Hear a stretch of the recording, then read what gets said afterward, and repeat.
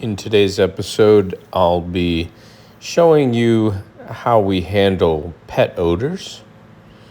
You can see multiple pads laid out over the areas so that I can switch pads for each room. I've got this bedroom, a second bedroom, the hallway, a loft area, and then a staircase. And the main purpose of this particular call, I do this house about every 8 months. They have a couple of St. Bernards and they just got a new poodle, and the poodle has been pottying everywhere up here. So I have come through and pre-sprayed everything, and I included a ClO2, which is chlorine dioxide. The chlorine dioxide is a medical grade product, safe for kids, pets, plants, but it will go in there and take care of the odors. It actually robs the amino chain of the protein, which breaks down the odor barrier so there's no odors, and also gets rid of the ick and nastiness. So I typically do this with my larger 175 machine or my Orbot Vive, which is a 17-inch orbital machine. But for this channel and training purposes, I want it to go ahead and use the Auric Orbiter to show you the simplicity you can get into this business. It's going to take you a little extra time doing it this way, but the pre-spray that went down had to go down pretty heavy. And the reason that it had to go down pretty heavy is because the ClO2 is only going to affect the urine or anything that it touches. So it has to soak down into the areas where the pet urine is. Now, the pet urine is not down deep in the subfloor or in the padding here. The client has been putting potty pads and also cleaning up with some hydrogen peroxide as she catches it, so it's just kind of floating on the surface. And that's what we're going to be taking care of here. You will notice, like I said, they have a black, I think it's a Newfoundland, big dog, but his dog hair, and I know from experience because I do this, like I said, every 8 months, I pre-vacuumed everything thoroughly. However, the Auric is going to dig up that pet hair that gets weaved deep down in the lower regions of the fibers that the vacuum, or anything for that matter, can pull out. So I will be doing a post vacuum, and I will show that so that you can see what I'm talking about. And also this will be good for training, because if this was to happen to you on a job, this is residential carpet. It's kind of a frise, a little bit of a nice pile to it. But if it was to happen to you, you would wonder if your vacuum wasn't working, and maybe the customer, if they watched you, might be alarmed as to what's going on. Nothing to fear. You can just let them know the machine is cleaning all sides of the fiber. It's oscillating.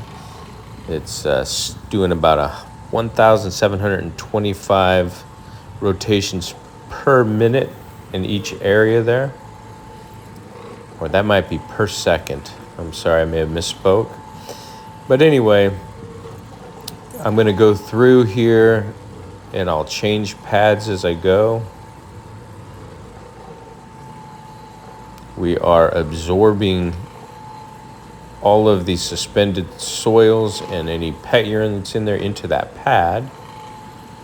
Remember, encapsulation products will dry down to a brittle crystal, so there's going to be no residue left behind. If there was anything left behind, it gets encapsulated or trapped in the crystallization process and will be vacuumed out on the next routine vacuuming.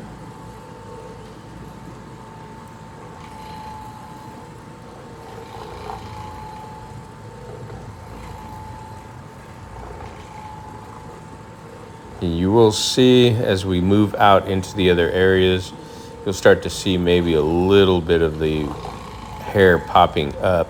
The staircase is probably the worst. Kind of show you that as well, but I am using Green Dragon again, which is the encapsulation solution, and then the product, the CLO2 that I'm using, is called Kaput, K-A-P-U-T, Kaput. And I will get into where you can get this stuff and the costs and some other stuff in a future video. There's multiple carpet vendors that you can purchase this stuff from. There's also a local place you can kind of create a end cap solution, which I'll talk about in another video. So I'm going to try and make these videos as easy and friendly for the new person. I will not be answering a bunch of comments. I'll leave the comments open, but I'll try and answer your comments in a future video. In order for me to run my business and then post videos and spend a whole bunch of time answering comments, and I hate to just put a heart on a comment, but so don't get offended if you ask a question and you don't see an immediate answer, or keep watching the videos. You may see me answer those questions in a future video. This carpet has 2 holes in it right up there above me. And the client has been looking for someone. I don't know why there's no carpet repair guys out here in my area. I just hear that over and over and over. I used to know a guy who retired. So I told her if they're there the next time I come out, the next 8 months, I'll bring my equipment and maybe do a quick cut and plug, take some carpet out of the closet and cut a little square out for each one and just kind of get my seaming iron, and we'll tape it all back together. You can see the hair down there on that side of the pad. I could use the other side of the pad if I choose to, but I'm going to put a new pad on. We'll go over this again. Like I said, I don't do repairs. I used to do a lot of repairs. I used to install carpet back in the 80s, but the longer you do repairs, if you've ever done carpet repairs, it's pretty tough on your knees and your back, your shoulder, neck. And at my age, it's probably not a good thing. You can see the hair there that it pulled out, some hair over on this side. But the odor is completely gone. That's the beauty of the CLO2. There was a slight apparent odor of urine, and now it is completely gone. And typically when you're learning this business, you would pre-spray each room as you go.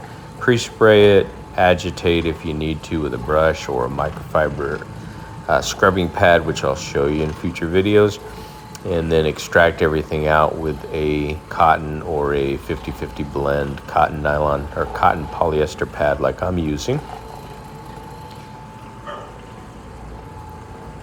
But because I want the CLO2 to be effective with the odors, I sprayed it heavier than normal, and knowing that I was going to have to post vacuum, I sprayed all the areas and then come back with the pad, and then that way it's going to dry down a little bit quicker. I don't have to wait as long to post vac. If you post vac on heavily or really moist carpet or damp carpet, you're gonna just have a bunch of crap build up in your machine and you're gonna have to clean it out. But here we go with the post vacuuming, and this makes for a beautiful aesthetic look. People like to see those triangles. I've done it in the past, used a shop vac.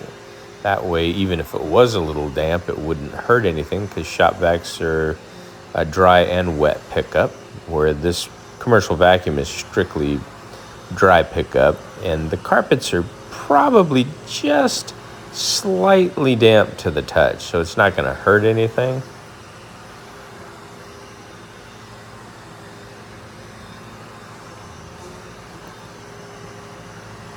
I've got my hand tool on my vacuum there. That's a separate piece that does not come with the Hoover Hush Tone vacuum. I got that at Home Depot. think they rent about $10, but it fits on here perfectly. It's much better than the tool that came with it for doing the staircase.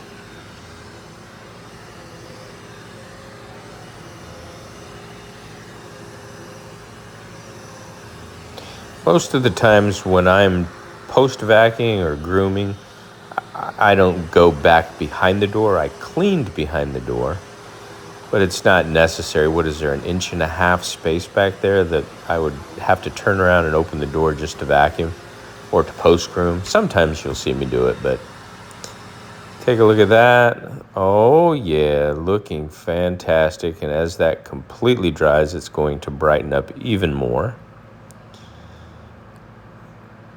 This one here, there's the holes, there's the hallway. There's no more odors. The CO2 kaput has taken care of that. You can see all the hair when I walk up here. This is crazy. These have already been cleaned and I dug out all that hair, which we'll be removing. There are lots of different CO2s you can buy. Beckert's, I think, has it, or you can get a Vital Oxide from Amazon. I just know that the product that I'm using, the kaput, is pretty effective. It takes about a 1/2 teaspoon to make a whole gallon of the solution. Very economical. Looking good. All right. So now I'm trying to do this with one hand to film, so bear with me. Obviously, I wouldn't be this awkward, but I'm doing this to make the video and show you. And these carpets, I've already done this once when I came in. You want to do a thorough vacuuming. Your job is to remove as much dry soil as possible. 70% of your carpet cleaning, the dirt, is dry particulate soil, so you definitely don't want to skip that particular process. And then this is going to be rare that you're going to need to post vacuum, but in the event that you do draw up some additional hair, especially cats or people that have bunnies, fine hair gets weaved in, and a lot of people, they don't vacuum. Some of them don't even vacuum once a week, so the hair sheds and then they walk on it and grind it deeper and deeper and deeper. If you're not careful, you'll keep walking on it and turn it to a fine powder. It'll seep down below the surface of the carpet. It'll fall right through. And then you have that pet odor smell, dander. And that's difficult to get rid of because it's now below the surface of the carpet. So vacuuming, I highly recommend. And then I'll finish up here and I'll get my payment and be out the door. So I hope this helps you to understand a little bit more. Again, look for more videos. I'll spend more time and more training for you. But I appreciate you watching. Smash subscribe, and I'll see you in the next one.